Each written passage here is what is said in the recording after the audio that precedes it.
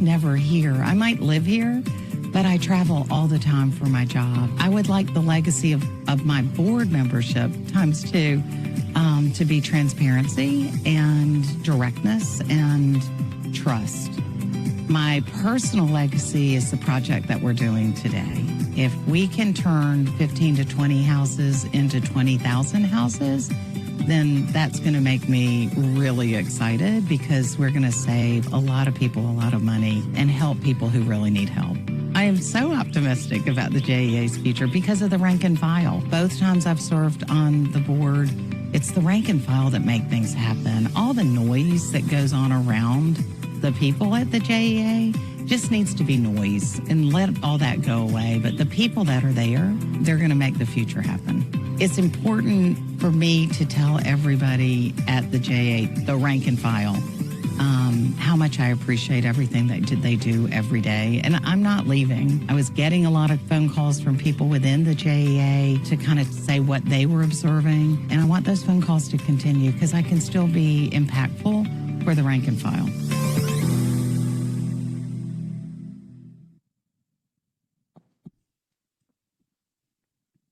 Okay, I'd like to call this meeting to order. It's 9 o'clock. And first, please participate in a time of reflection.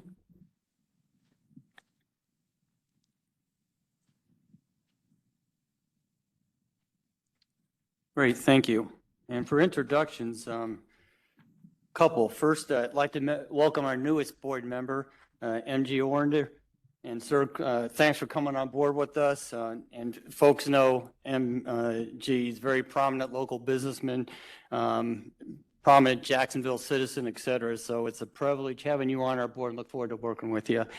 And then you just saw the video with Marty Linehan. Again, just like to thank Marty for her great service on this board. She has multiple tenures on this board over the years, but what a great asset she was. And just, Marty, thank you for your great service to Jacksonville and to this board too. With that, I'd like to get a motion to adopt the agenda, please. All those in favor, say aye. Aye. Any opposed? Okay, thank you. Now, Kevin Briscoe, if you could give us a values moment, please.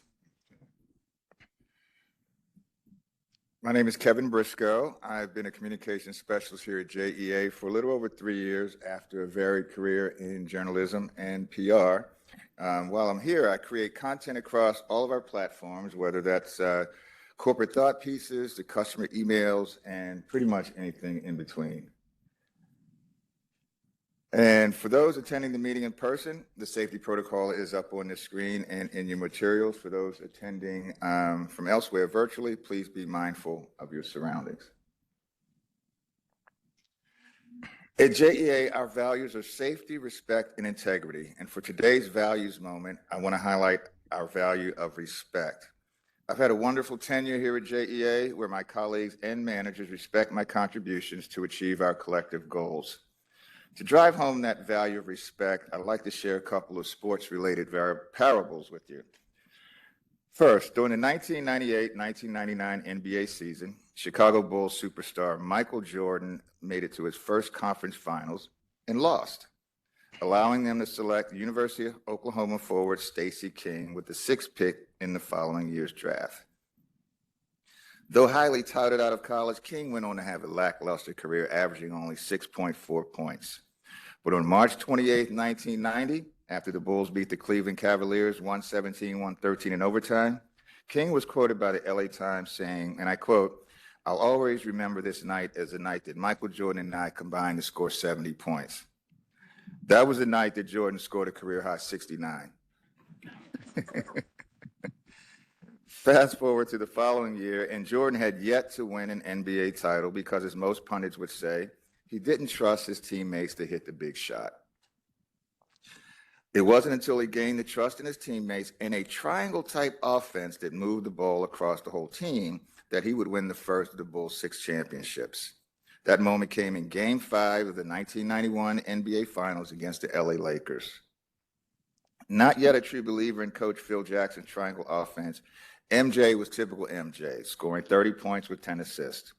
But it was fellow guard John Paxson who went down, at least on that night, as one of the most clutch players in finals history.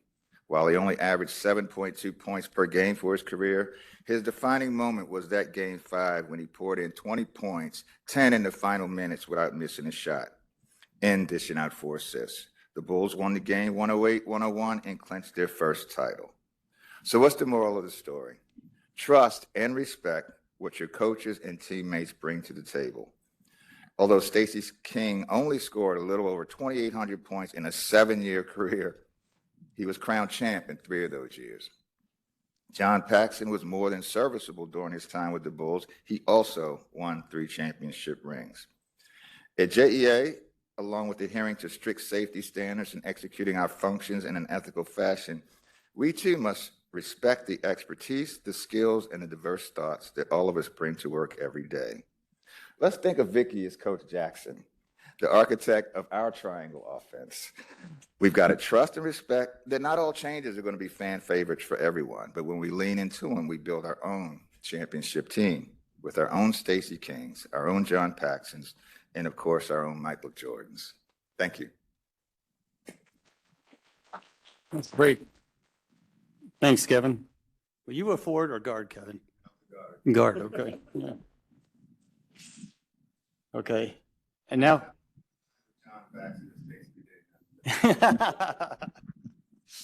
Okay, thank you, Kevin.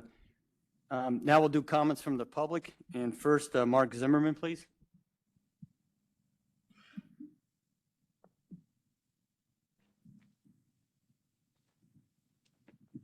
Good morning.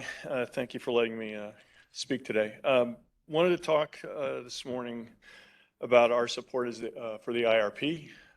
There's been a lot of time since that's passed. I guess let me give you.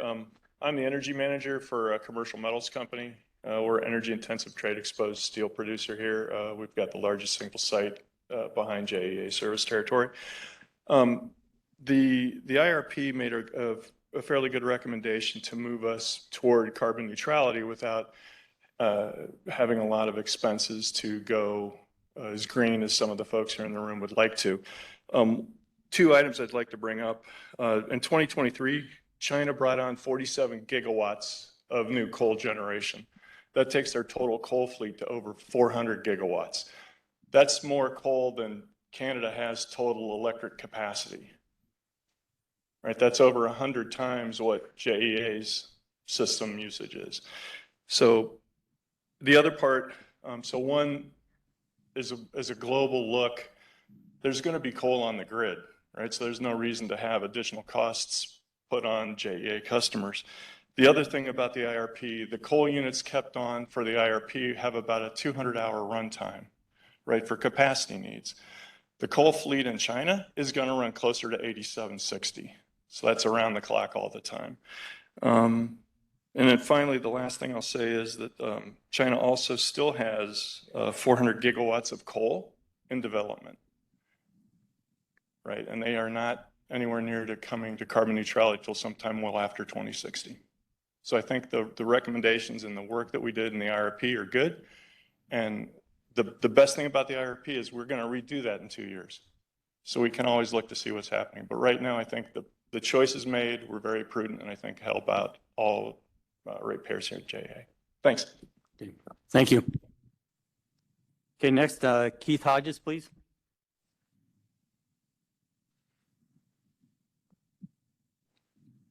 Good morning. I'm Keith Hodges, and I've been with JEA almost 25 years. And I want to speak to you today about energy. I like energy. I work with the combustion turbines and the combined cycle project. But Einstein famously said, energy is not created or destroyed. All we can do is change the state. That's where the problem is. We need to generate power that is energy dense. You say, well, what's energy dense? That is coal, gas, and nuclear. That is energy dense. It makes base load and it makes intermediate load. Now we talk about solar. Solar is a two-edged sword. We do not realize that for a 50 megawatt solar farm, it takes 200 soccer fields for the panels. 200. That's taken out of any kind of farming production. Now, you say, well, 50 megawatts. Well, not really. Our solar day is 6 to 8 hours. So your megawatts are going to be 12 and a half day in and day out. We've got to be careful with solar. Grid scale is not viable. Now, what is viable is the rooftop solar. But the rooftop customers, we have to sell 3 to get paid for 1, and it's paid at a wholesale rate of about 6.3 cents. And on the 4 solar farms, we've agreed to go in with a mirror. Need to be careful. Florida Power and Light are powerful. And the JEA usually comes out on the short end of the stick when we partner with FP&L. They're like the 300-pound gorilla. They sleep wherever they want to. Thank you for your time. Thank you. Next, Logan Cross, please.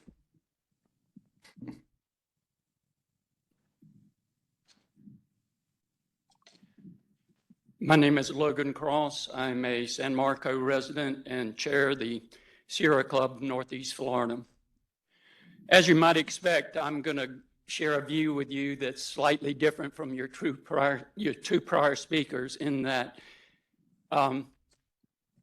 I, along with many others, have been coming to the JEA board meetings to try to get or encourage JEA to transition to becoming a more modern utility by transitioning to more cleaner forms of energy generation.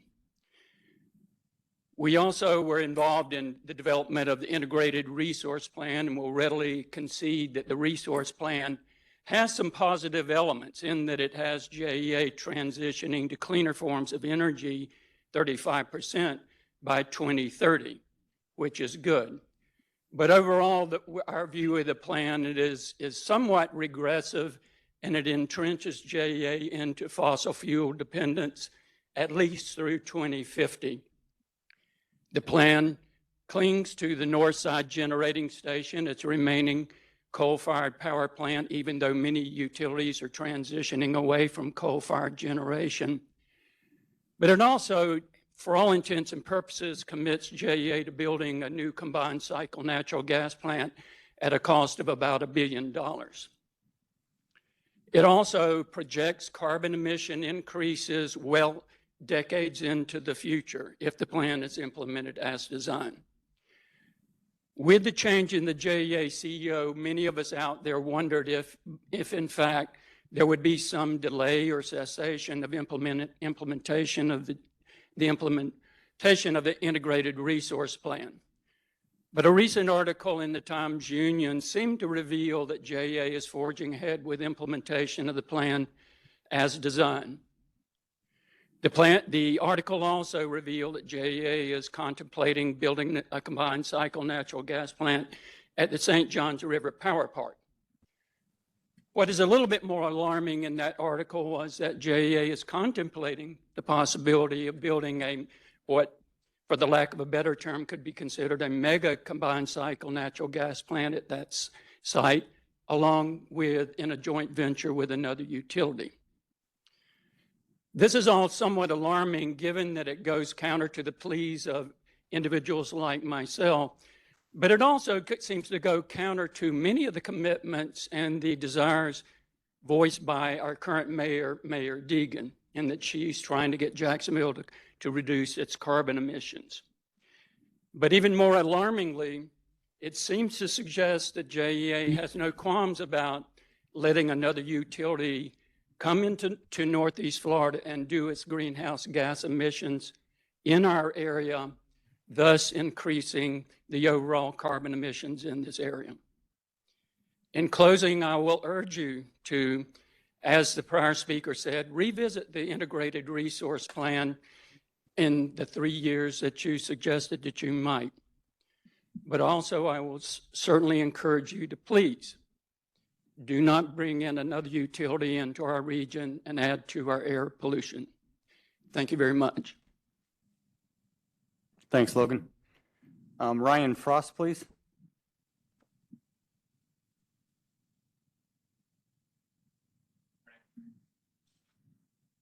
Thank you for letting me speak. I appreciate that. My request is for these comments to be read at today's meeting. How do we know that JEA produces the energy that they charge us for? How do we know that JEA doesn't use the excess solar power from resident customers that are fed back into the grid and created with no consumption creation cost? After doing some research with the excess power that was submitted through the public records request, it appears that JEA receives over 400,000 kilowatt hours of power from those residents themselves. With that being said, JEA would never create the power that you're charging for. How do we know that JEA physically makes the power that they charge me for? Can you show me which third-party service sends the electricity to my home? I've asked these questions to your customer service team as well as your solar panel expert, the SME, Philip Williams, to which neither could provide me a solution. Then, when I turn on a light switch in my home, I wonder, where does that come from? Within my neighborhood or zip code, there are 400,000 kilowatt hours of power fed back into the grid. If that is true, the simple 5 kilowatts of power that I use at my home per day are not created by JEA. It's created by the neighbor's solar. Thank you for your time. Thanks, Ryan. And John Nooney, please. Hello, I am John Philanthropic Resiliency Nooney, 8356 Bascom Road, Jacksonville, Florida, 32216, City Council District 4, CPAC Planning District 3, School Board District 3. And I would just like to just make a quick motion that before every JEA board meeting that there is a basketball hoop set up in the lobby. And so anyway, what I want to do is, I go to a lot of meetings, I go to JTA. And the reason I go there is they could be a potential sponsor. And I'm wearing my JTA shirt. And this is Danny Boy Scanlon. You used to work for the Times Union. And and they've got a song, JTA. Oh, Danny boy, the batteries are charging on Pottsburg Creek. 4 miles out to sea. Oh, Danny boy, it is you. Oh, Danny boy. Now, what I want to just share, you hold on the applause. I know that's part of the rules. But yesterday I attended the training ethics meeting, at City Hall. And right here, ethics, sunshine, and public records. What I want to share with you, and this is going back almost 10 years. And where I'm going is, and before I do that, this was the agenda for the Jacksonville Waterways Commission meeting of June 12th. And right on here is River Accord Task Force. So it's going to happen. And JEA is a massive partner in that. Public access and water quality is a component of the River Accord. So 10 years ago, I'm going back. And I was going to make this part of the permanent record, but I'm going to a meeting right after this and do a whole bunch more meetings. And maybe down the line, you can make 1 million copies of this and have this as an insert into your JEA bills. But right here, the Duval County Public Schools and JEA for the permanent record of the 9/8/15 Jacksonville City Council meeting by John Nooney, 8356 Bascom Road, restore the public trust to the waterways. And you know what? You stepped up immediately. Only had to go to 2 JEA board meetings and you made it happen. No one has contacted me yet from JEA. I'm serious. I mean, no one. Everyone else has. So I don't know where else, but anyway, I'll still be coming. And Logan Cross, I know he wasn't at the workshop, but remember, we had a drawing out of, for one of the board members. We got to get you a shirt. But the fair way to do it, and maybe Logan Cross, they can pull the winning board member, out of a septic tank. We used shopping carts, on Hogan's Creek, using Jacksonville City Council speaker cards. But have fun with it. Let's tell the world to visit Jacksonville and open up our waterways. We have the worst public access I've ever seen, and it's in this report, which is only 7 months old. All right, thank you for listening. Okay, Nishta Gijos, and I apologize if I mispronounced your last name, please.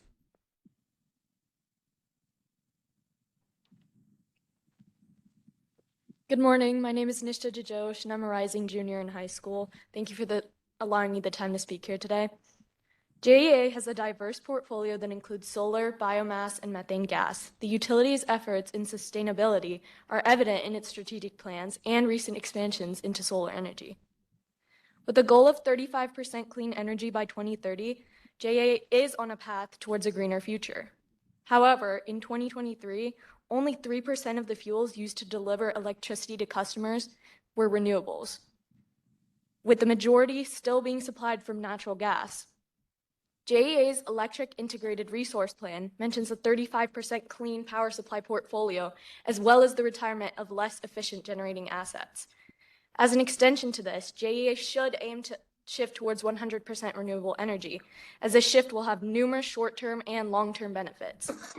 Other than the massive reduction of carbon emissions and the implications of this shift on the environment and on future generations, renewable energy is more cost-effective long-term as we eventually run out of our fossil fuel supply. It will also minimize the anticipated financial risks of associated fluctuating costs. 100% renewable energy is the only goal that is acceptable for the long term, that aligns with other goals and ensures JEA's prolonged success as the world inevitably shifts towards renewable energy. My generation and future ones face a complex interplay of environmental, health, financial, and social challenges as a result of the actions of earlier generations. For the sake of our future, consider aligning the goals of the JEA to reflect a substantial focus towards renewable energy. Thank you once again for your time. Thank you, Nishta. And Lori Ann Santa Maria, please.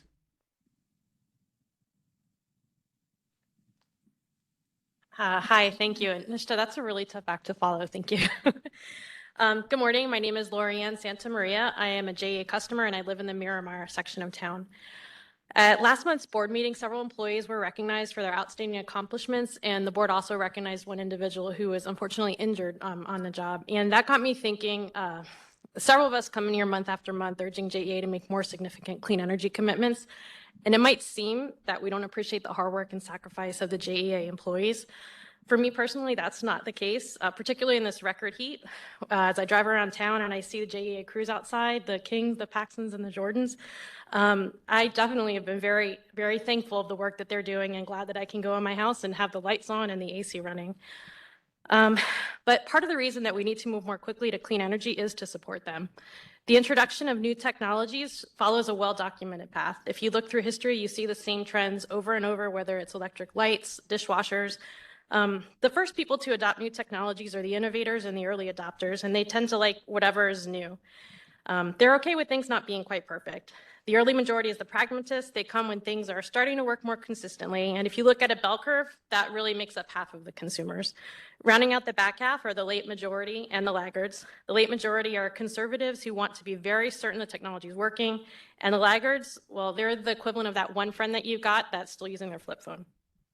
As a ratepayer and customer, I definitely would not want my utility to be an innovator or an early adopter of new technologies.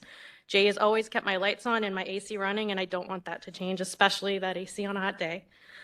As far as urging the introduction of new technologies, there's also a standard path.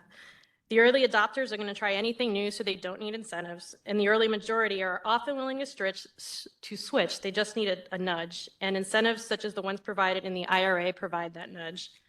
Once the technology hits mainstream, the incentives go away, and at the tail end of the curve, your friend with the flip phone, not only are the incentives no longer available, but that's when regulation starts to come in, such as the recent EPA rules. This year, 96% of new power generation coming on in the US will be from renewable sources.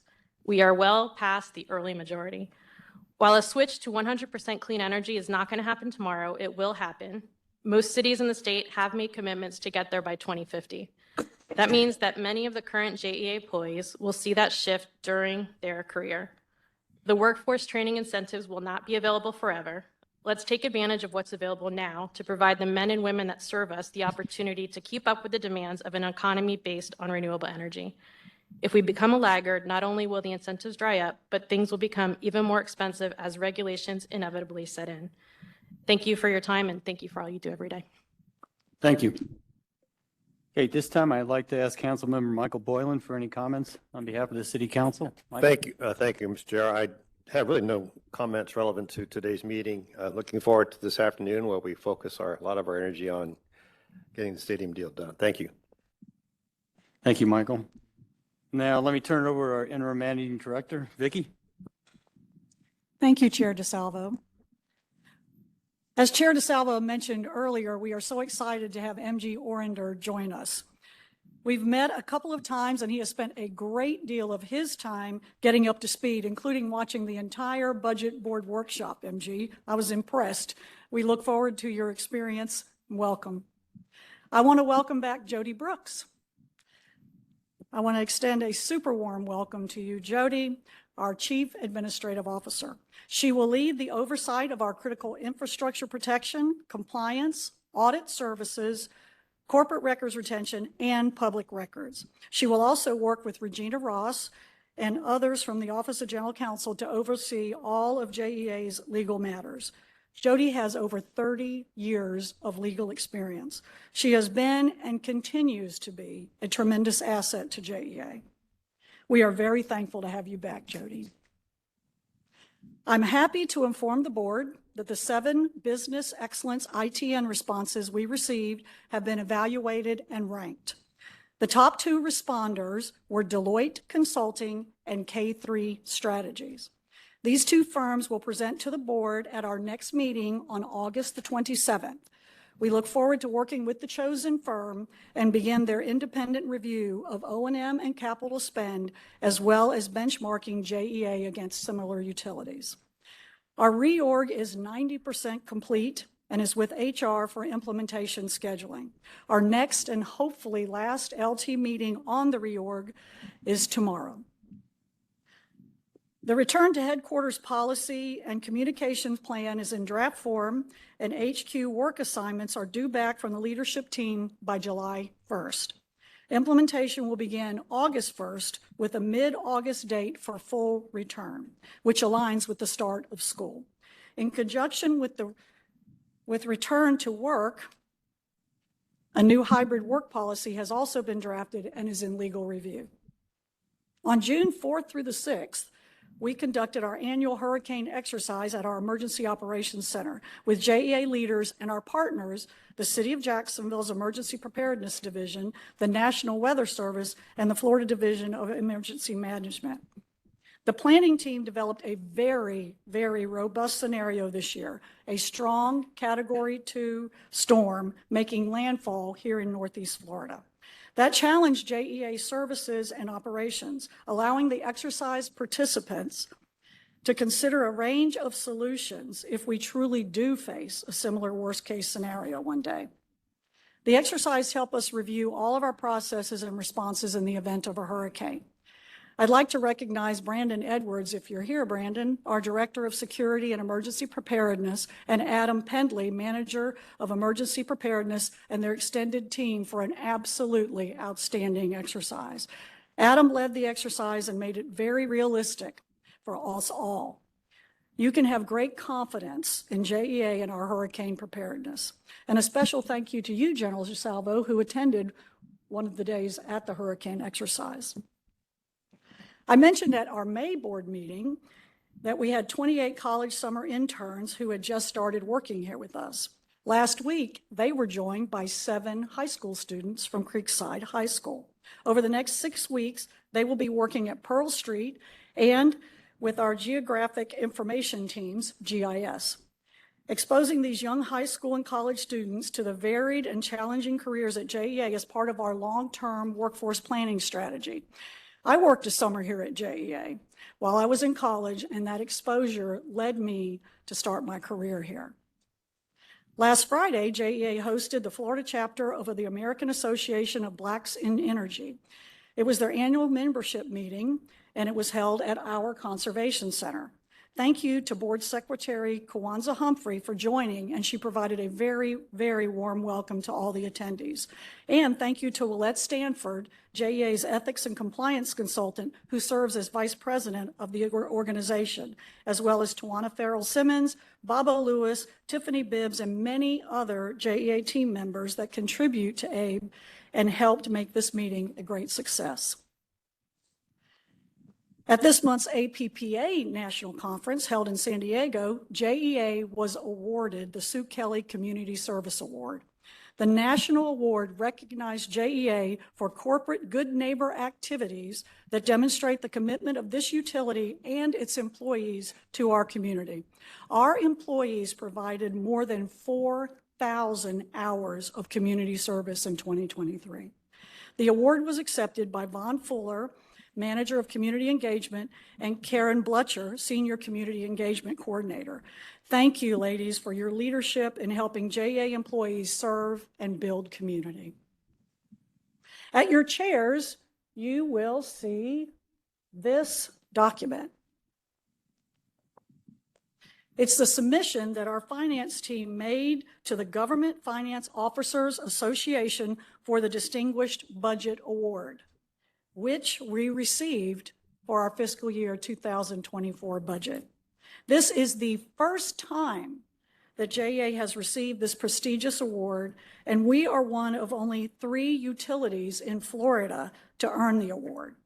We also received special recognition for our performance measures and were given the highest possible score in that category from all the reviewers.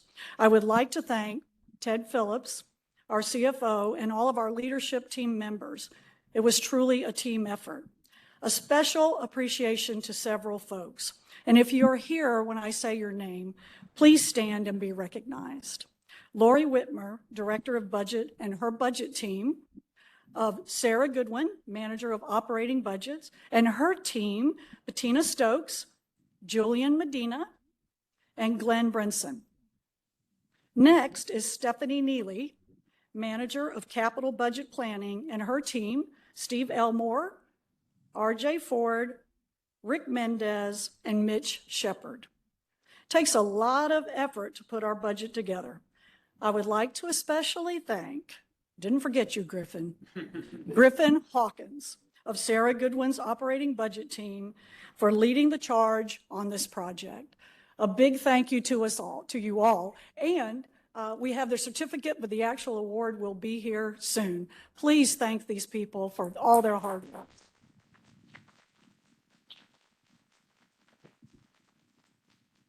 Thank you, guys. You can sit down. Next, I have a little story to share. On June 18th, I heard loud, joyful screams and laughter on the 7th floor, just outside my office. I came outside to see that it was actually none other than Sheila Presley and members of her team. The reason? The latest results of the J.D. Power Residential Customer Satisfaction Survey had just been released. JEA has moved into the first quartile for fiscal year to date, positioning us to exceed our goal this year. We placed in the first quartile in all factors except price. Additionally, customer care moved from third quartile to first quartile. Our performance scorecard will reflect this beginning in July, and we will have a more in-depth report for you about customer satisfaction later in the fall. Congratulations to all of JEA for our continued efforts to serve our customers, and especially to you, Sheila. Thank you.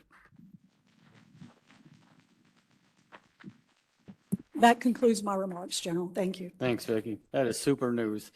And just commenting on this right here, for those that have a copy, no kidding, take a look at it. This is absolutely incredible. So great work again by the folks who put this together. At this time, let's go to the JEA performance update with Julie, please. Thank you. I'll be providing an update on our corporate scorecard performance with data as of the end of May.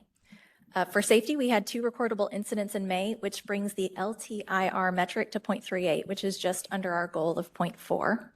As Vicki mentioned, we're now in the first quartile for residential customer satisfaction, which exceeds our goal of the second quartile, and that will be reflected in next month's scorecard. Moving down to the business excellence section, the increase in our electric reliability metric, which we call SAIDI, was due to the weather event that occurred on May 10th. Duval County, especially the northwest part of the county, experienced very strong winds and many downed trees and tree limbs. JEA responded to over 400 different locations to restore electric service to customers, which resulted in some customers being out of service for up to 44 hours, and that led to the increase in this metric. Moving down to the spend metric, our total spend metric is right on the cusp of achieving our target, which is plus or minus 5% of the budget. Right now, we are under by 5.1%.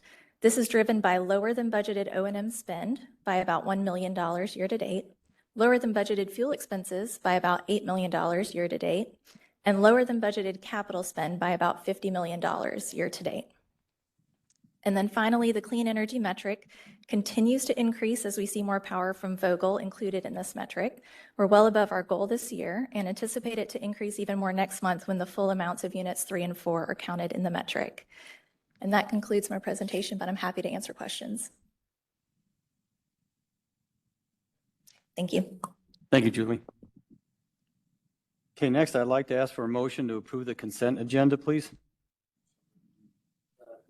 All those in favor say aye. Aye. Any opposed? Great, thank you.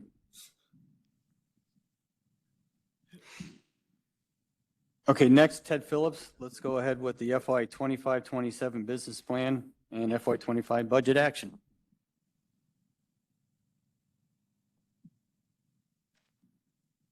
Thank you. So thank you, Vicki, for the kind words about the budget team. And also, I'd be remiss if I didn't say thank you very much for all the hard work. So it's very satisfactory to be a leader and have your team take an idea and run with it and make you look very good. So thank you very much, guys. So today I'll be running through what I'm calling the Reader's Digest version of the budget presentation. Those of you that were at the June 14th meeting, some of these slides will you'll recognize, and those of you that just watched it on the video, you'll still recognize some of these slides, but be happy to answer any questions at any time. So we'll start with the consolidated overview of all of our systems. So on this stack bar graph, you can see we have shown going back 3 years to FY21. We show the current year budget of FY24. In the orange box is the FY25 proposed budget. And then in the final 2 columns are FY26 and 27's forecast. You'll notice that there is a drop in 24 and 25 compared to the 22 and 23 budget. This was mainly driven by fuel costs have come down. So you can see in FY22, we peaked at $674 million. We are projecting FY25 to be down to $423 million. Also, you will note at the very top on the city contribution, that number has gone up from 24 to 25, as we talked about at our workshop meeting. This is a $15 million increase over FY23. This is a budget placeholder as we go into negotiations with the city on what that actual amount will be. So that amount has not been set, but we've just put that there as a budgeted placeholder.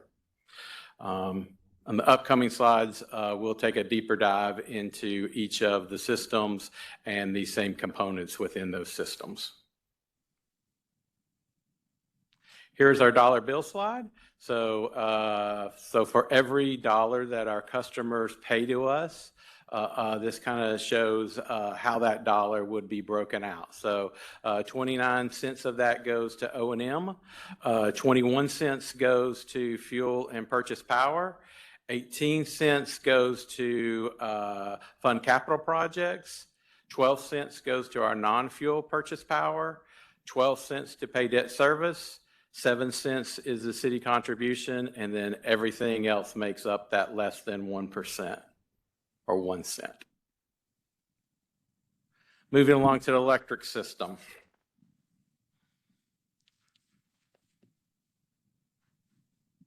So this slide shows our operating revenues. Again, we've gone back 3 years.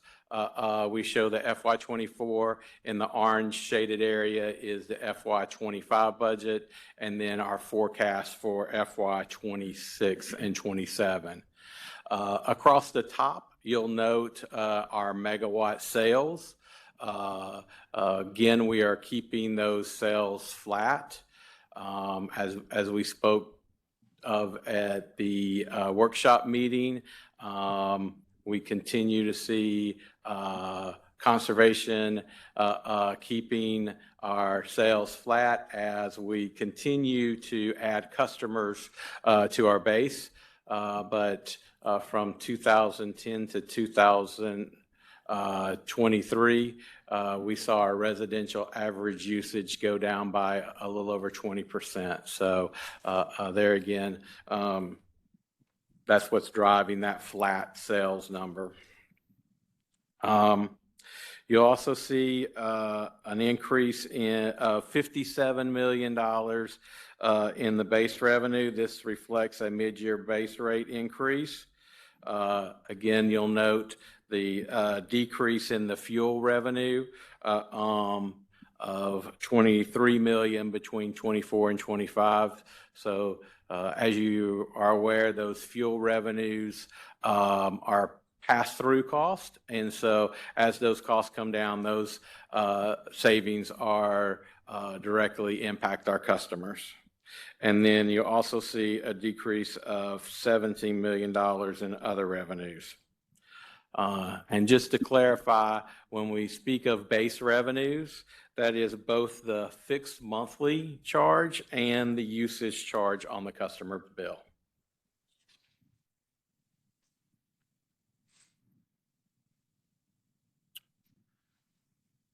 Moving on to our budget components on the operating side. So here, the slide breaks down the $1.347 billion budget in operating components. At the bottom of the stack is the largest component, which is the fuel and purchase power at $423 million, approximately 1/3 of the operating budget. Again, that's a match on the revenues and expenses. So then the O&M budget is at $315 million.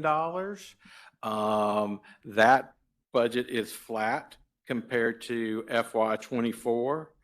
The non-fuel purchase power is $245 million. This includes a withdrawal of $45 million from the rate stabilization fund to slightly offset some of the Vogtle expenses to help with the alleviate some of the rate increases.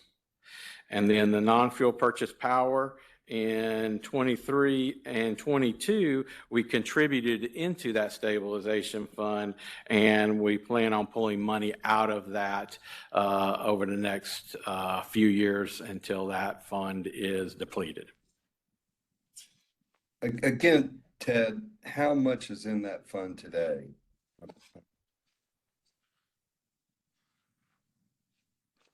$246 million is in that fund currently, and we will be drawing that down from 25 until 29. Thank you.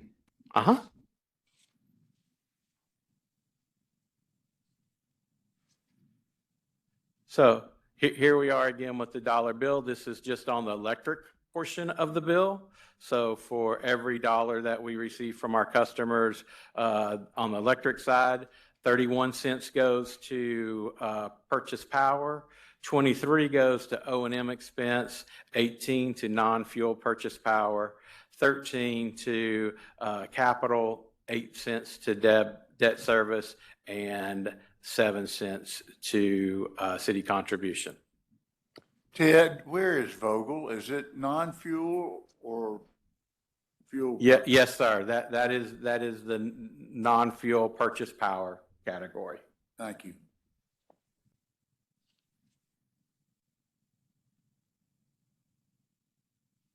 All right. So now we'll take a little bit of a deeper dive into our capital budget.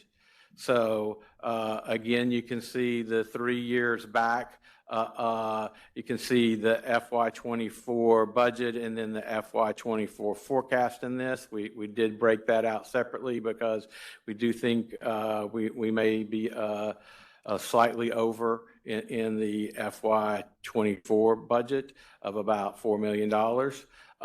Then FY25 again in orange, and then you can see our forecast for FY26 and 27.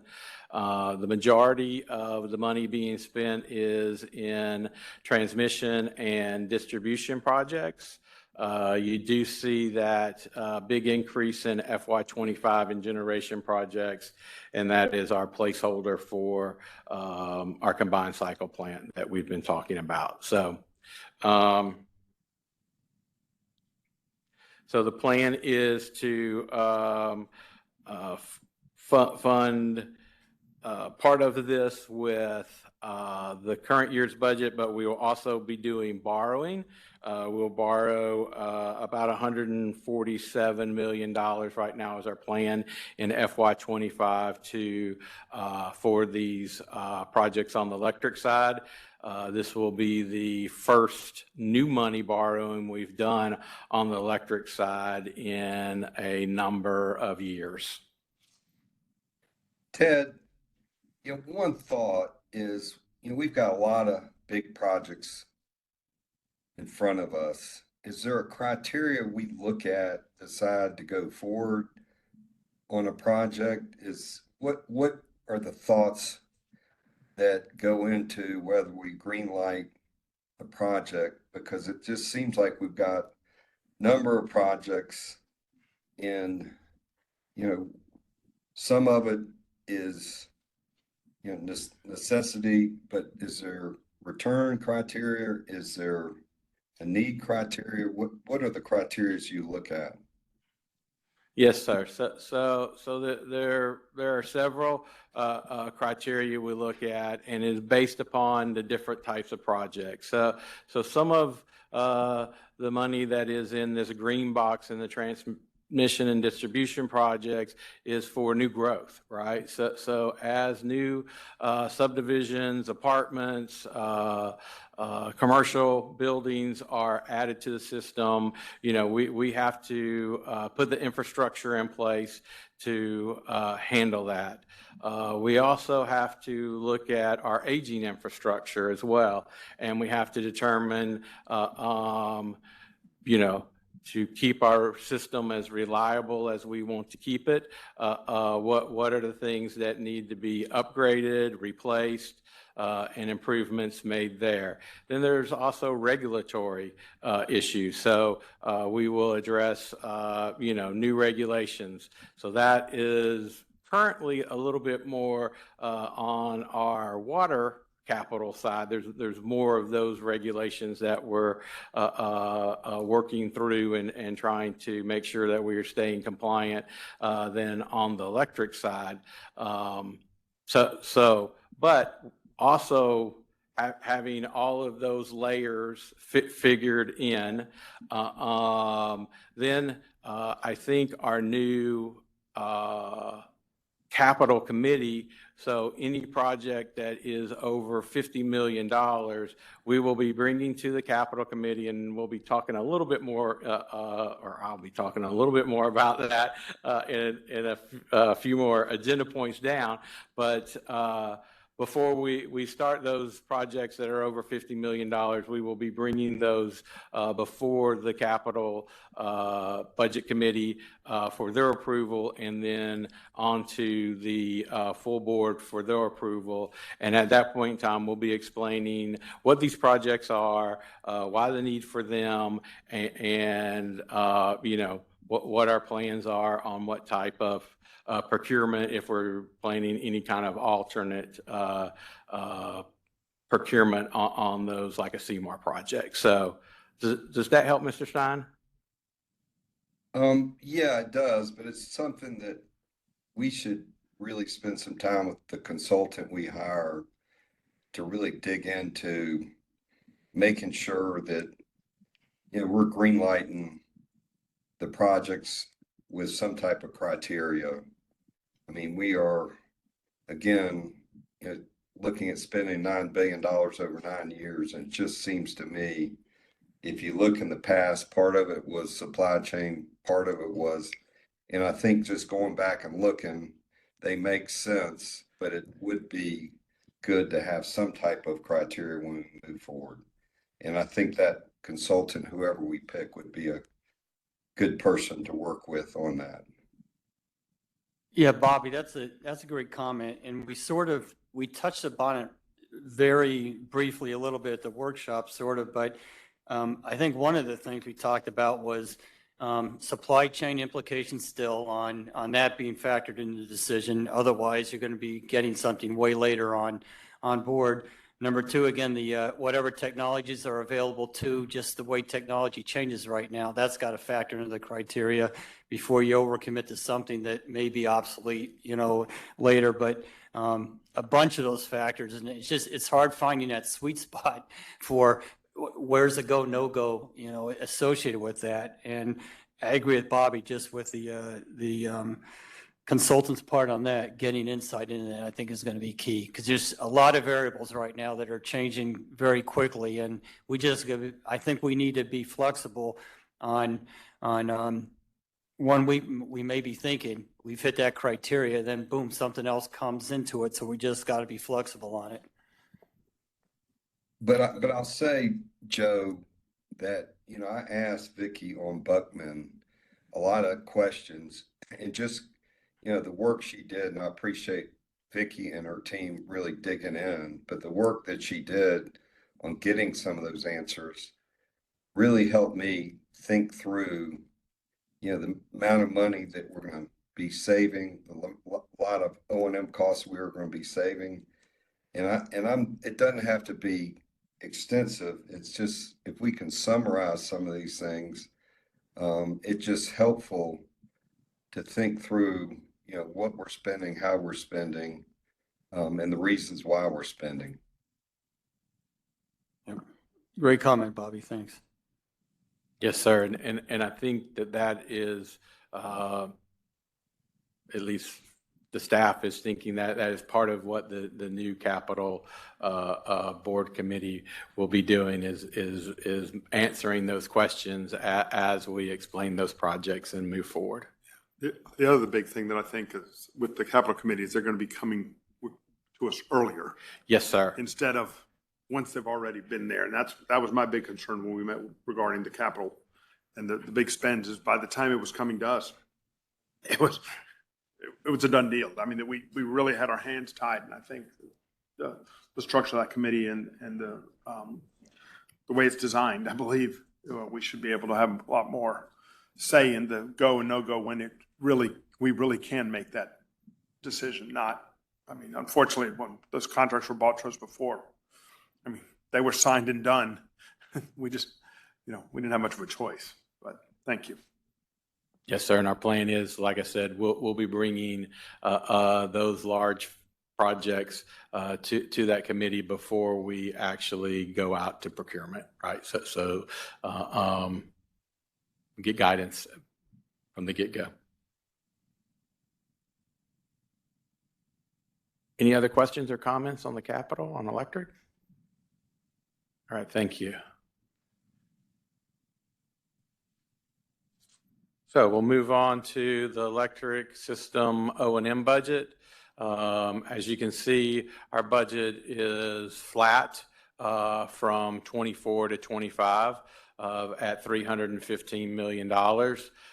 There are some shifts within the different categories. So the salaries line item, salaries and benefits line item did grow by $20 million, but there are other offsetting costs within the budget in other areas, service and charges being one, and then credits being the other large one.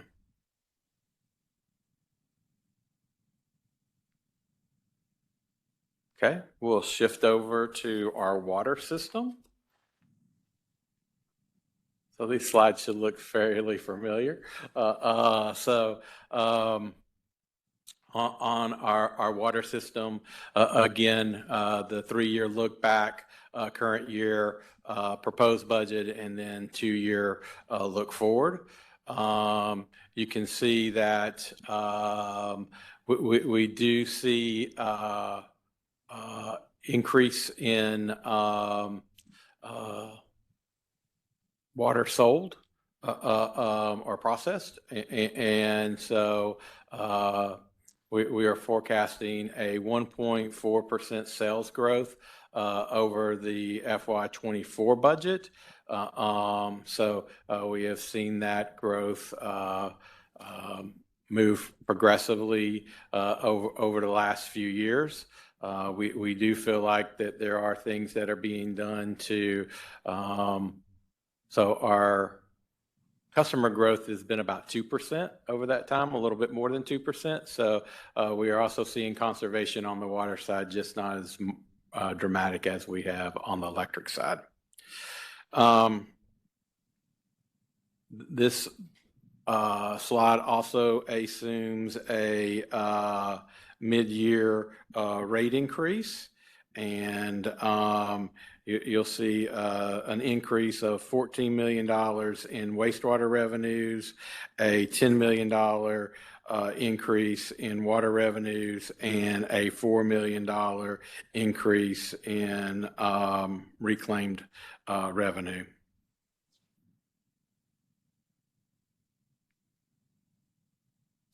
Moving to the other side of the coin on the operation components. So this slide breaks down the FY25 budget of $634 million into its operating components. This is an increase of $21 million compared to FY24. The O&M budget of $263 million is an increase of $27 million from the 24 budget. This includes the operating cost of 2 new treatment plants that are coming online in FY25. So that is the H2.0 Purification Center and the Greenland Water Reclamation Facility. So there are additional costs in staffing, supplies, materials, and other operating costs for those 2 new plants. Current year capital fund is $190 million. This is partially funded the FY25 capital program, and there is a plan to issue new money forecasted at $462 million in FY25. Obviously, the debt services, I mean, we're borrowing a lot for these. Yes. So as obviously as we issue new debt, so we did have a new debt issue in 24 in water. We plan to have another one in 25, 26, and 27. And now, as Randall spoke about at the workshop, because we have gone so long without issuing any debt until this current year, we have some capacity on the back end of the curve. And so we will continue to load that a little bit on the back end so that we can levelize out our debt service payments over the next several years. You'll also note that here again, the city contribution is higher. Again, that's just our placeholder, but we are also have budgeted to have that city contribution be based upon our sales revenues. We feel like that is a more transparent and actually easier way for everybody to see those, what those amounts should be. And so here again, we don't have it negotiated yet, but that's the way we put it into our budget.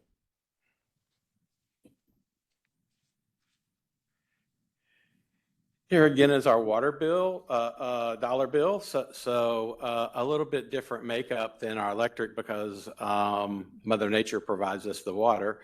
But you see the O&M expenses make up about 41 cents on that dollar. And then capital is about 30 cents, 21 cents for debt service, 6 cents on the city contribution.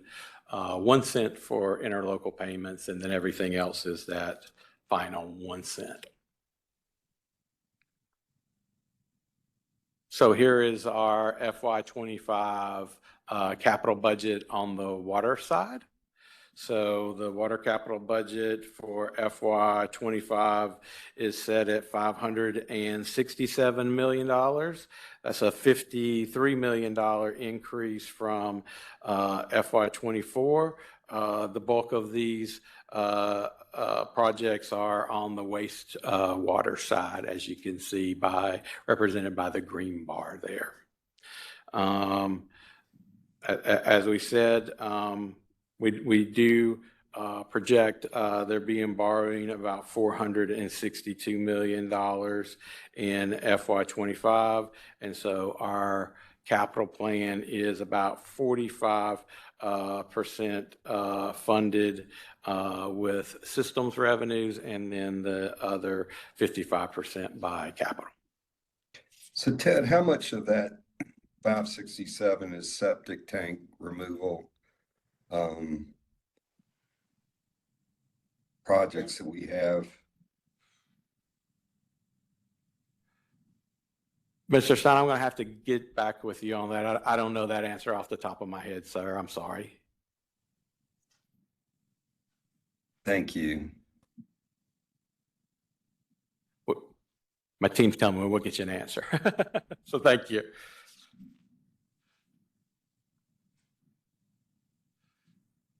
Here is the water system O&M budget. So you can see that the 25 is $263 million. This is a $27 million increase compared to FY24. The primary driver driven by labor cost, an increase of $6 million in shared cost. So on the right, you can see the breakdowns on this. And then again, remember, we are adding 2 new plants to our system, which is helping cause those numbers to be driven up.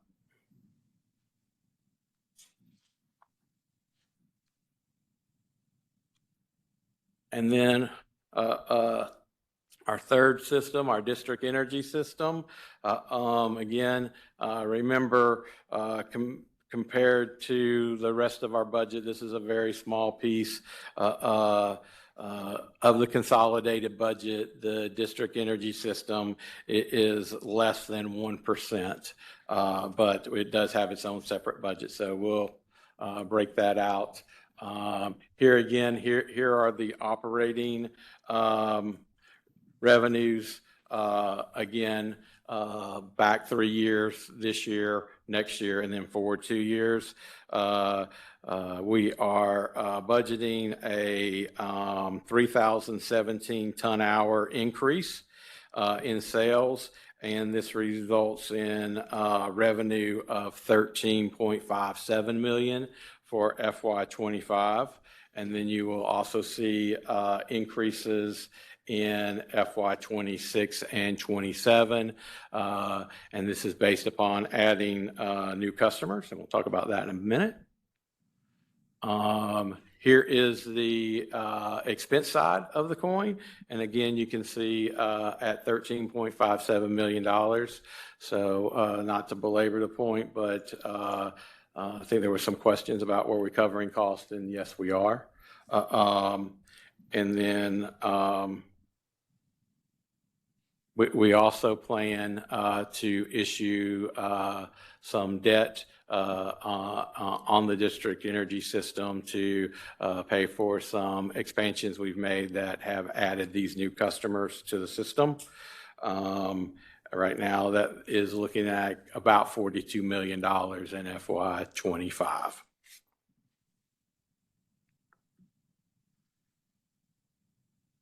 Here is our capital, and you can see that we have increased in FY24, have increases again in 25 and 26, and this is this is to fund the growth where the shipyards, hotel and office, the new data center, the Ed Ball Center, and the federal courthouse are all figured into this.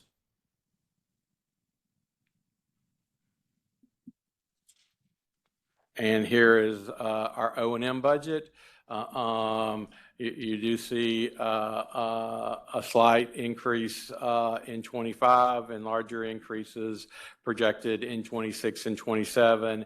And that is mainly in the utility cost as we add new customers to chill that water. We will be spending money, but we will be recovering those costs through rates and through the rate increases that we did in FY22 have put us in a position to make sure that we're covering our costs there.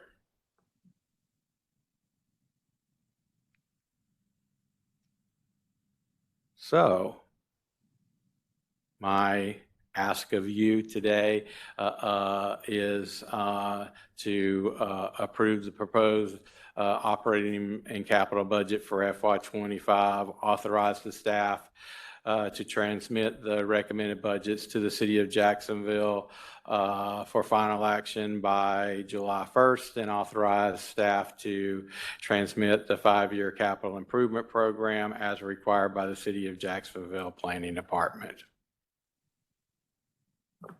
Okay, good. Thanks, Ted. Any questions at all? Again, please. This is not exactly on point, but the presentation reminds me, we really need to have a presentation like this every month with our current financials. I've never been on a board where that wasn't the first thing you saw. And I make a motion that we send the budget to the city council. Second. All those in favor say aye. Aye. Any opposed? Motion passed. And John, I agree with you on that. Your recommendation for we sort of do it a little bit with between some of the committee meetings, but Vicki, let's think about that. So we can do it on a monthly, make sure it's monthly and not a little bit more spread out. Consider it done. We'll get it. Okay, thanks, Ted. Next, we'll look at the delegation of authority, debt authorization with Randall Barnes and AJ.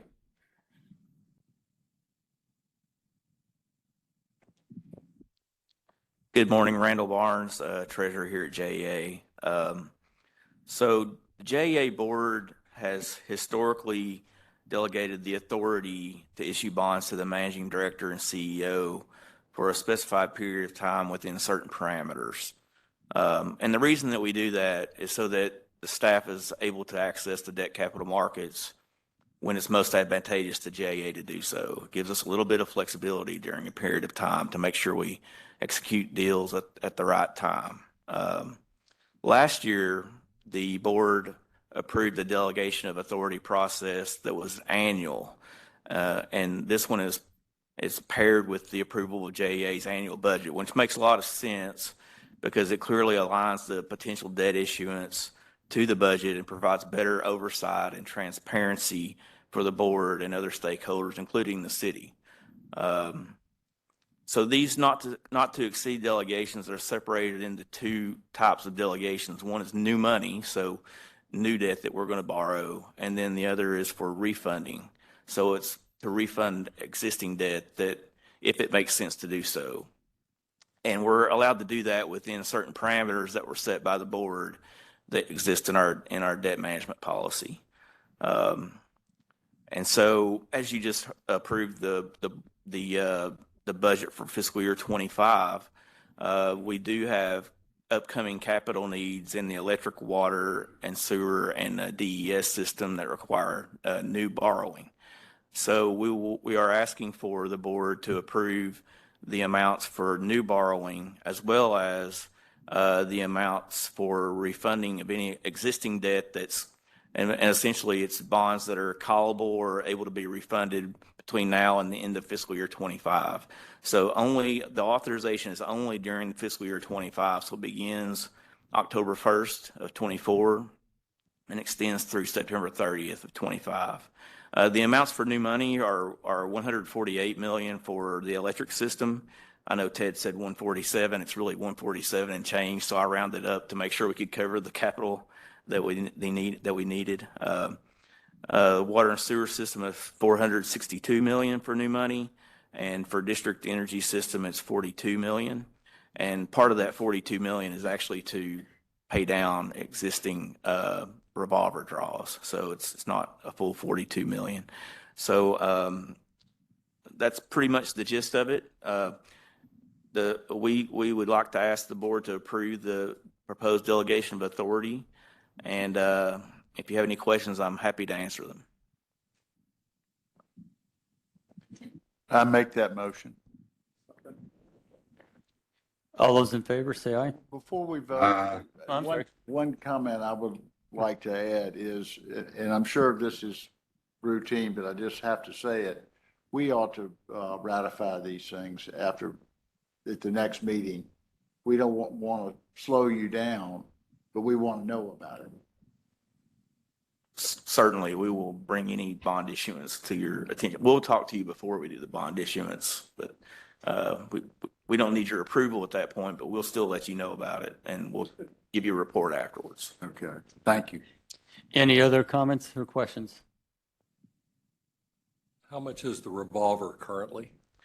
Currently, we have 20 million, and it's all drawn for DES at this time. We had 177 at the end of the fiscal year, but we paid that down with a bond issuance on the water side. That was all water. So currently it's only 20 million. And we've got a $500 million revolver. You're welcome. Okay, all those in favor? Aye. Any opposed? Great, thank you. Passed.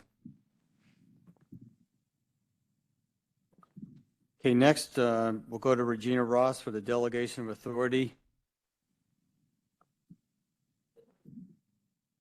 Good morning, Mr. Chair. Good morning, board members. Here, Article 21 of the JEA Charter requires the board to periodically review and update its governing documents. As part of that duty, the last time you reviewed and updated the delegation of authority and responsibility policy was on August 10th, 2022, and that was in response to market volatility and the need to quickly respond in making fuel purchases. At that time, the board revised the policy to require board approval for purchases that exceeded $100 million, which increased the CEO's signature authority.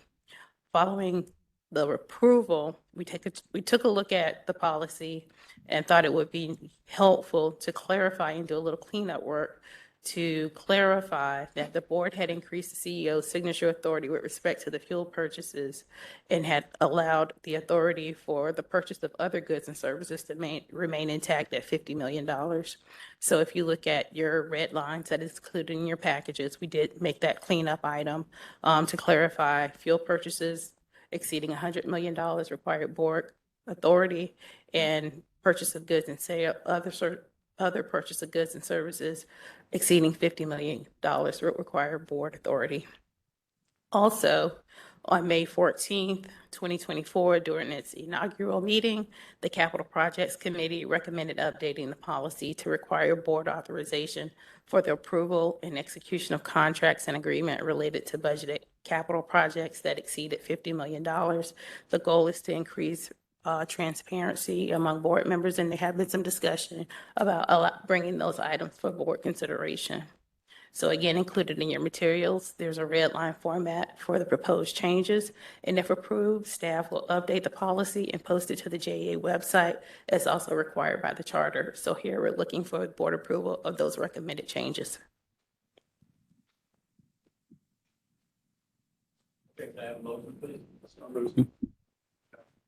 All those, any comments or questions?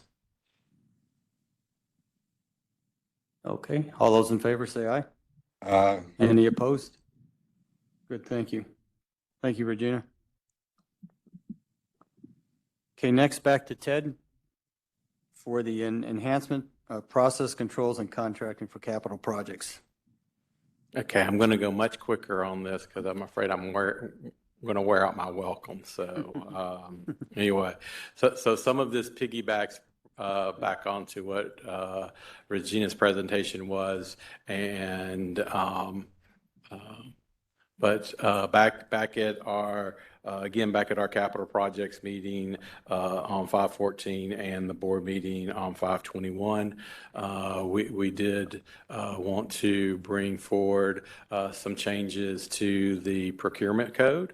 And those will be what the action that we're asking you to take, but we thought it would be also good to show you the changes that we have made to our operating procedures, which don't require your approval, but are in lockstep with those procurement changes. And then we also have some changes to the alternate procurement method contract templates that we'll talk about. So, but the key procurement code changes in your packet, you have a red line copy of this also, but I'm just going to try to hit the highlights. And so in Article 2, there were some changes. So we've added a requirement for the board approval for contracts over $50 million per the delegation authority policy. So we're referring back to that policy that Regina just talked about. Also, we've made changes in Article 2.8, subsection 5, the duties of the award committee. So we've added a requirement for the board approval for contracts over $50 million per the delegation authority. We've referenced that there as well. And then the alternative methods. So there's a new clause for alternative delivery methods, i.e. Design, build, or CMAR exceeding $50 million must be approved by the JEA board prior to bidding or as detailed in operational procedures. Additionally, in Article 3, we've made some changes. So in the case of a vendor default, and we have to go to the bond, JEA can directly award a contract to complete the work that was terminated, and this is allowed under the Florida state statutes. So that way we can continue to get the work going. We don't have to go through a whole new procurement process. We've also made some improvements to the single source in Article 3.112. So we've added a provision for specific types, brands due to criticality or compatibility within the JEA system applicable to highly specialized equipment and services. QEM, exclusive intellectual property or sole source supplier. So we've just basically broadened that language a little bit. And then in Article 3-113, we've added a little bit of language about once an emergency is resolved or the declaration is lifted, at that point, emergency services need to cease, and then we go back to our normal procurement process, and we follow those standards. So during an emergency, we have some flexibility in the procurement code, but once the emergency is over, we go back to our normal procedures as quickly as possible. So that's a summary of the P code update. On the operational procedures, we've added to Article 3, capital projects with an estimated cost of over $50 million must be reviewed by the Capital Projects Board Committee and approved by the JEA Board before solicitations created. So that's back to what you were talking about, Rick. We'll be coming to you before, not during. And then the board will authorize JEA to enter into a contract for a specific not to exceed amount in those situations. And then if any additional expenditure is required, we will come back to that committee and the board as soon as we are aware of it and request additional funds if that need be the case. We've made changes to Article 9. Again, we've added language as a checkpoint that all contracts over $50 million must receive board approval per updated delegation authority policy. We've added language in the awards committee section that the awards committee does not have the authorization to approve contracts with a not to exceed amount over $50 million without the board approval. And then we've also added language to address the delegation authority policy requirements in regard to signature authority on contracts. So trying to get all our ducks in a row. And then also, we have made some contract template updates to our CMAR project that we've talked about. So we've strengthened invoicing requirements and detailed backup. We clarified cost parameters, including non-reimbursable cost and cost of work. We streamlined rental equipment invoicing and travel policy instructions. We've refined payment structures, cost tracking, and risk management. We've emphasized transparency and accountability in cost estimates and project management, and we've integrated safety measures and risk mitigation strategies into the contract framework. And we've added cost management component to the evaluation criteria, requesting the contractor's approach to deliver the project within the projected project cost to the solicitation document. I believe that was board's recommendation. Many of those recommendations were from our internal audit team, and they've reviewed those and signed off on those. Oops, went too far. So I told you I'd go a little bit quicker on that. If there's any questions, I'd be happy to try to answer.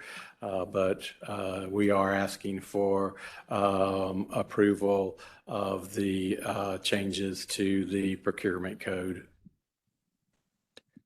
I'd make just one comment, and it's a thought Joe, that, we have a committee set up to look at this, and I think we made a lot of progress. And I'm not saying needing approval, but it'd be worth any projects over $25 million just as a notice to the committee. Yeah, I think it'd be just helpful. That's just my opinion.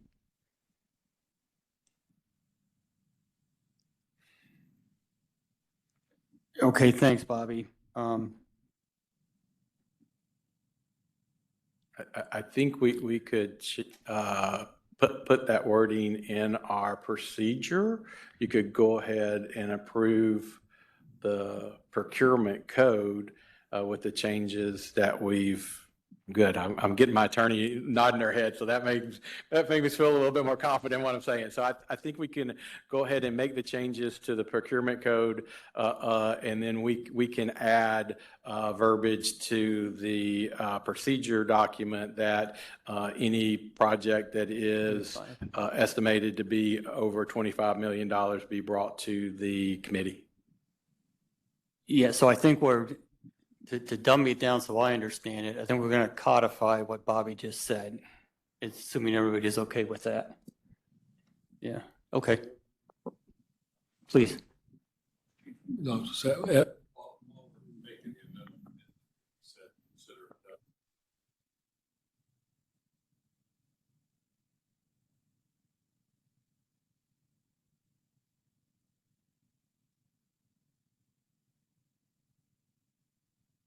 to make it actually part of the process. Okay. Okay, any other questions for Ted at all? Yes. Okay. Motion, I'll second. Okay, good. All those in favor? Any opposed? Great, thank you. And just real quick, just for the Capital Projects Committee, which John, you chair, and Rick and Dr. Faison are part of, y'all did some great work on teasing out the details to set this up. So thanks for your great work on that. Appreciate it. Okay, next, let's see, Ray, you're up for the easement acquisitions. Yes, good morning. Thank you, Chair DeSalvo. So this item right here on easement acquisitions, this is related to two of our major transmission projects. One is water and the other is electric. So the projects are needed, both of these, to provide for our existing customers in terms of reliability and redundancy, and as well as address future growth in the area. The water transmission project, Deerwood to Greenland Water Reclamation Facility, that includes both a reclaimed water main as well as a raw water main that's over 35,000 feet. Part of this has already been constructed, and this is just to make the last connection. Mayo to Greenland Energy Center, this is electric transmission project that's going to be over 51,000 feet, not square feet, of electric transmission lines. The reason that these are brought together is that these projects share a common corridor for a portion of the route. The Capital Projects Committee may recall this was brought forth at the inaugural meeting as an information item to the committee back in May. And at that time, we were under negotiation. There's one landowner here. We were under negotiation with the landowner. So those negotiations were underway. Since then, negotiations have progressed well, I believe. And the two co-presenters, Ms. Ross, she's going to provide an overview of the proposed terms of the agreement, as well as eminent domain process, because that was also broached at that Capital Projects Committee. Kim Wheeler, who is our Vice President of Operations Support, she is going to go over the specifics of the route, as well as the required easements that are being sought, as well as the pricing. So I wanted to put this into context. Again, Ms. Ross is going to go over the negotiated terms thus far, overview of eminent domain, and Kim's going to talk about the specifics of of the route and the pricing. I'm going to turn it over to you, Kim.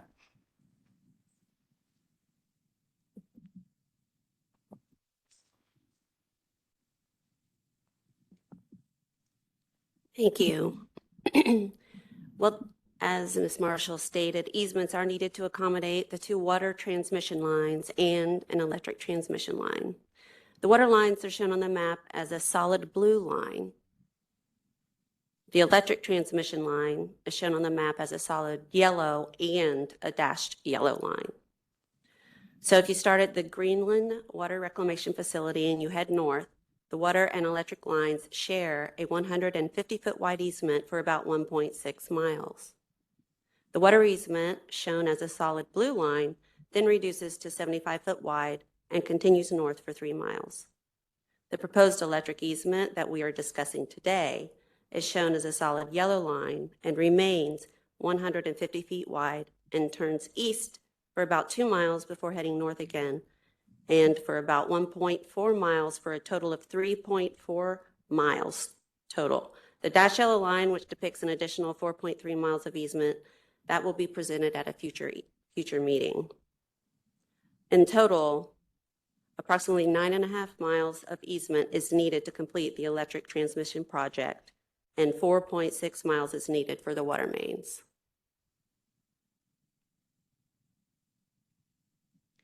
Now for the water project, the reclaimed water main will complete the second feed of the reclaimed water from the Arlington plant to the south grid. The raw water main will allow water from the Main Street well field to go to the south grid, and being able to utilize more water from the Main Street will reduce the stress on the south grid wells. The total estimated construction cost for these mains is $68.2 million. For the electric project, the current request is shown in the solid yellow line. Again, as you can see on the map, the dashed yellow line represents an easement to be requested at a later date. With an estimated construction cost of $41.5 million, the electric transmission line will provide for future growth, increase reliability, and improve resiliency. For the valuation, the landowners have requested $22 million for both the electric and the water easements. The appraisal for both of the easements came in at approximately $19 million. An alternate route would exceed the $3 million difference. So at this time, the staff requests the board approval to purchase both easements in the amount of $22 million. Now I'm going to turn it over to Ms. Ross. Thank you, Kim. We've been negotiating the contracts diligently and quite frankly, up until yesterday, which there are a few outstanding issues. I'll run over the terms of the agreement and those things that are outstanding. And as Ms. Marshall mentioned, the eminent domain process. The interest that's being acquired in both easements are non-exclusive easement rights. As Kim mentioned, the total acquisition price is $22 million, approximately 9.3 for the electric and 12.7 for the water. As part of that, JEA will have an inspection period of 20 days following the effective date of the agreement. I'll talk about both of the easements collectively. The easement rights will authorize JEA to install infrastructure within the easement area, which would include facilities such as sewer lift stations, pump stations. There is at the request of the seller, a limitation on height limits for the power lines up to 115 feet, as well as a voltage limitation of 245 kilowatts. And that limitation is in existence for the first 20 years of the easement. After that time, JEA will be authorized to modify the line heights and other infrastructure in line with current industry standards and technology. There has been a request for fencing over a portion of the easement area, as well as some requirements dealing with landscaping and screening, which we're also working through those as well. As mentioned, this is a non-exclusive easement, therefore the grantor may use the area in any manner that does not interfere with JEA's use of the easement. There is one outstanding issue because of the unique nature of the easement area. It's approximately 8 miles. It would create approximately 8-mile corridor. The grantor has requested that we make insurance available in the event that our operations create any damages, third-party claims. The request for the coverage is $20 million. Or an amount up to $20 million. We're in the process of negotiating, finalizing, negotiating the insurance agreement. We also have it under review by our risk management team. The grantor has proposed a maximum indebtedness of $5 million, which we're also reviewing that number as well. So what we'll be asking for you to do is consider those terms and conditions. In the event we're not able to reach an agreement in substantially the same form and format that we presented to you today, the resolution that we're asking you to approve will also include provisions and authorization which allow us to take the interest that's needed. We don't anticipate that those negotiations will break down. We believe that we'll be able to finalize the agreement. But again, in an abundance of caution, the resolution does include authorization for us to move forward with the taking and to take the interest that we need. And I'm available to answer any questions. Just getting back to Kim real quick, when will we need to talk about the electric line that goes through the, I think it was the Hodges property? We anticipate building the line or starting construction within 3 years. Oh, that long, okay. We have already begun initial conversations with the owners of the Hodges property as well. Okay.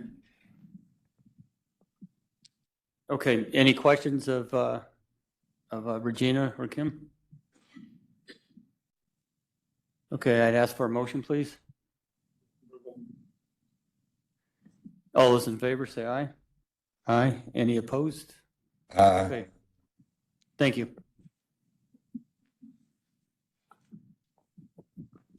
Okay, next, I think we're continuing with Ray and Kim on the Lee Street substation property. Yes, sir, that's correct. So this item here is a property acquisition. This is for a new substation that's going to be constructed in the Arlington area. JEA identified the need for this substation, and this is due also to increase in the demand and to support continued growth. So just a quick overview. The proposed substation site is approximately 12 acres, and it was selected primarily due to the size of the site as well as proximity to our existing transmission corridor. Within the site are approximately 4 acres of unimproved right-of-way that are going to be closed and utilized for the substation. In this case, there are 2 property owners, and we are seeking approval to acquire the properties, one by negotiated transaction with one of the owners, basically fee simple purchase, and to proceed with eminent domain with the other property owner. So Kim is now going to go over the specifics, as she did before, of the properties that we are seeking to acquire, as well as the pricing.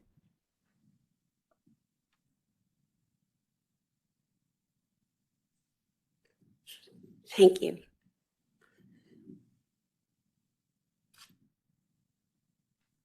The property JEA is seeking for acquisition is 11.87 acres, shown at the top and outlined in yellow, which is appraised at over $6 million. And the 1.14 acres, as shown in the red triangle at the bottom, is appraised at $149,000 for a total appraised value of just over $6.35 million. Both of these properties are owned by GL National. Real estate staff and the owner have agreed to a purchase price of $6.5 million. Staff requests the board approval for the purchase of real property in the amount of $6.5 million.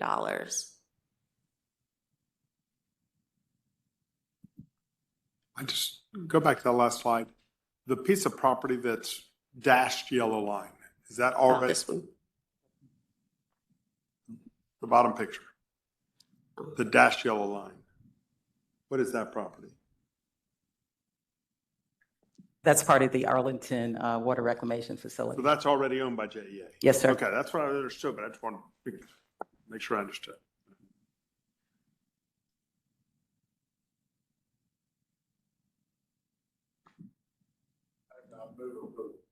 Second. Any discussion, questions? Please. Yeah, I have a question. Does JEA, obviously we have another issue we're going to talk about in a minute for property that was purchased in 1977. Right. Does JEA require, do we do phase one environmental and anything we're buying? Different than an easement, but that we're going to own? Yeah, as part of the inspection period, we have the opportunity to do all of the due diligence, and that would include the phase one. All right, thank you. Okay, any more questions at all? All those in favor say aye. Aye. Any opposed? Okay, passed. Thank you. Okay, now to Julie, I believe, for the, well, I'm sorry. Okay, for the property in the center of the nearly 12 acres, we recommend beginning eminent domain proceedings.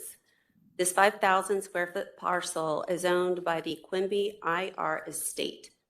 Both JEA and GL National have reached out to the Quimby Estate several times and have not received a response. The appraised value of the property is just over $55,000. So staff recommends board approval to enter into eminent domain proceedings to acquire the property.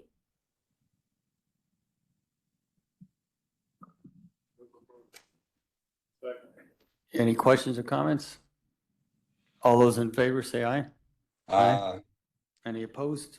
Okay, thank you. Thank you. Okay, thanks. Okay, now I believe it's time for Julie again. Yes, thank you. Today I'll be talking about a Twin Creeks wholesale reclaimed and potable water agreement with St. Johns County. We've been in discussions with St. Johns County for multiple years on serving the Twin Creeks area within their territory with reclaimed water. Currently, St. Johns County uses potable water to serve the area's irrigation needs, which is purchased from JEA at a connection on US 1. JEA recently completed the Twin Creeks Reclaim Storage Tank and Booster Pump Station project that will provide adequate capacity to serve the area with reclaimed water, both to JEA and to St. Johns County customers. Once this station is online, it will help alleviate the stress on JEA's US 1 corridor and the low pressures reported in Nocatee. JEA will connect the reclaimed supply through a 10-inch meter at the connection seen on this slide. The county is requesting 700,000 reclaimed gallons per day in annual average day demand, and this will serve the full build-out of 1,800 homes, about 700 of which are available to take service right now. JEA will bill St. Johns County for 83% of the retail commercial reclaimed rate due to the wholesale nature of the connection. That means the county will be responsible for all of the infrastructure and service past the meter.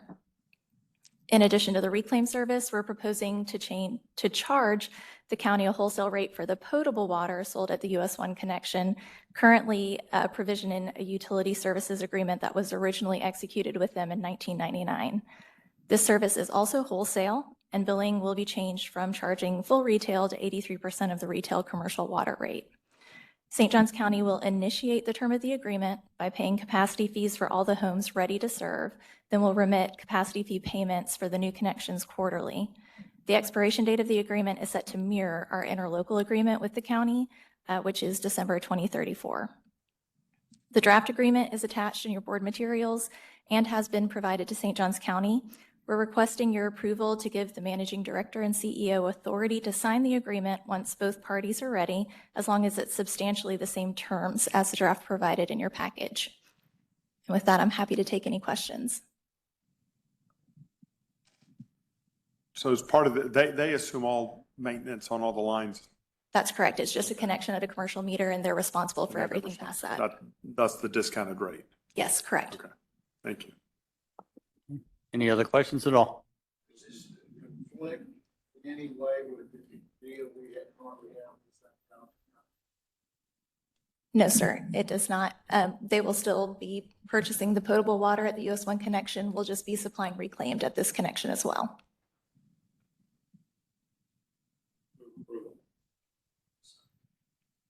All those in favor say aye. Aye. Aye. Any opposed? Aye. Okay, thank you. Thank you.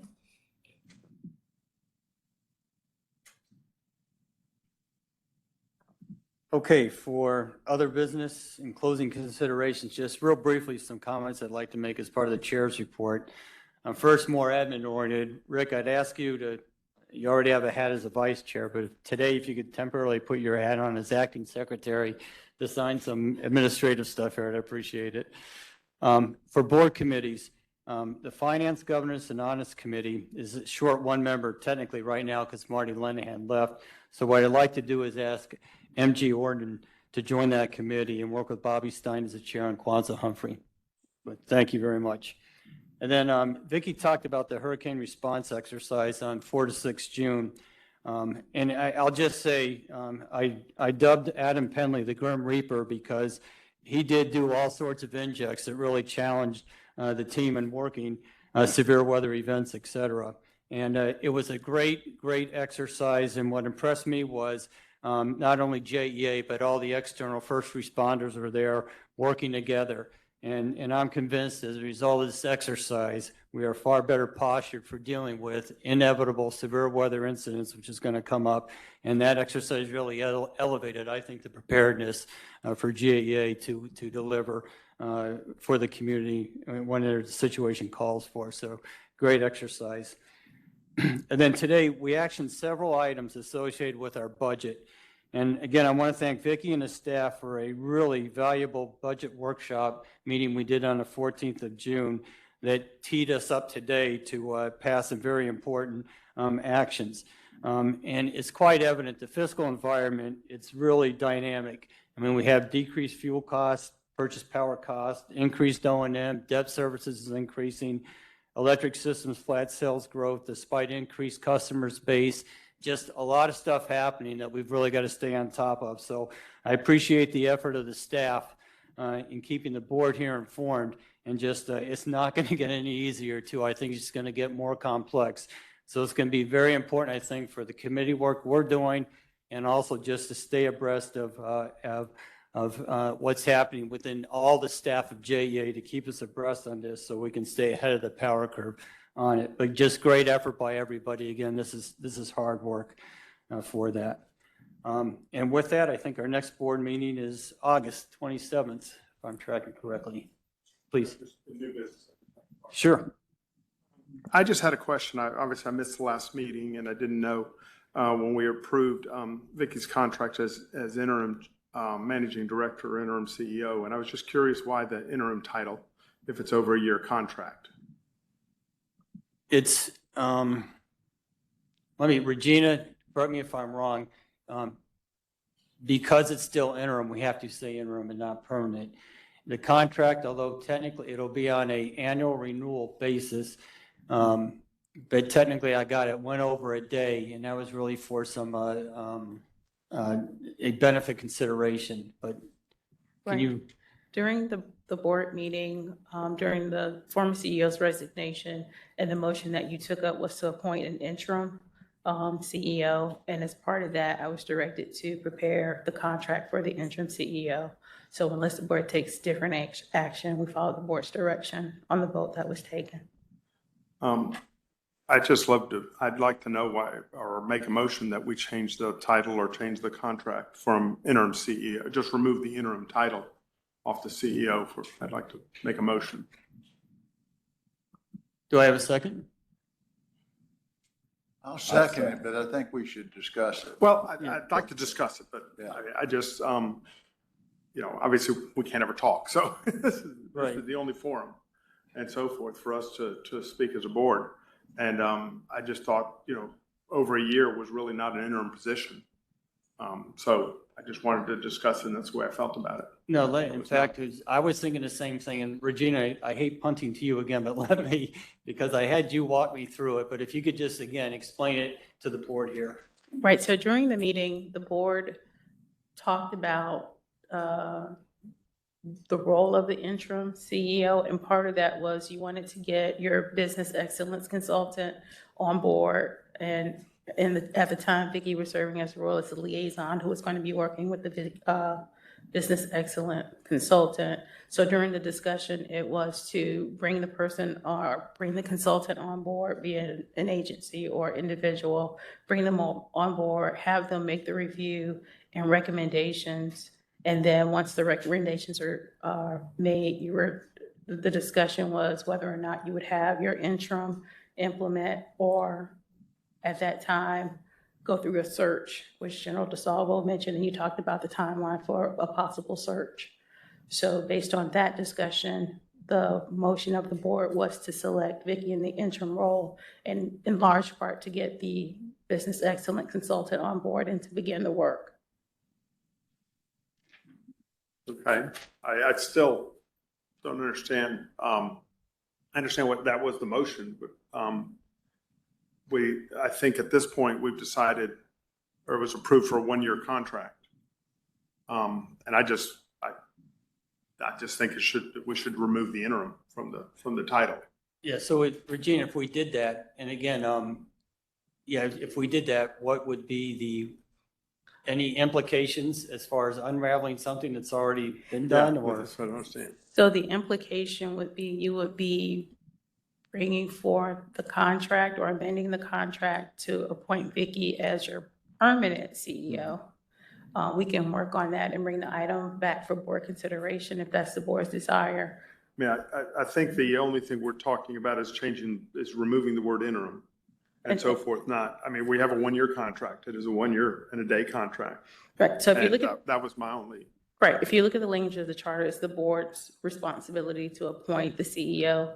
So if it's your desire to appoint her as the permanent CEO, we can do that as well. That's left to the board's discretion. And if that's the board's desire, we can bring back whatever cleanup items or resolution as well as contract. Rick, I think it's very important that Vicki came in as interim, and that was her agreement.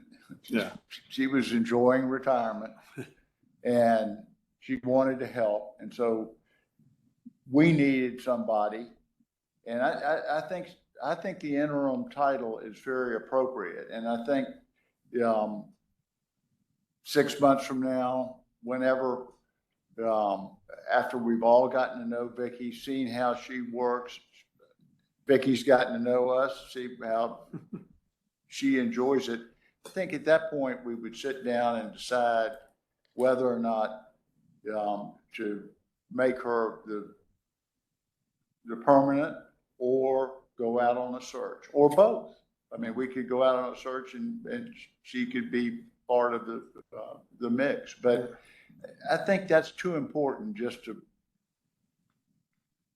eliminate that word. I just wanted to have that discussion because I just didn't understand the rationale behind it and so forth. I mean, it's just was curious the rationale behind it. No, thanks for bringing that up, because I know that's been a question, both, it's been outward and also, unspoken sort of. Just to piggyback on John's comment too, the other thing too, when we went with the ITN and the charter of that, among other things, was that just not only for capital O&M and structural organization, et cetera, was maybe we glean insights into some competencies, whatever you want to call it, characteristics of the permanent CEO too. So we still need to go through that process, I think, just to glean stuff from that, which we might gain some insight for that. I appreciate the discussion. I'll withdraw my motion. Sure. Okay. I withdraw my second. Okay. Any other business at all? Okay, thank you. Great meeting today. Appreciate it. I'll see everybody back here on the 27th of October. Of August, I'm sorry. August. This meeting is adjourned. It was a long vacation.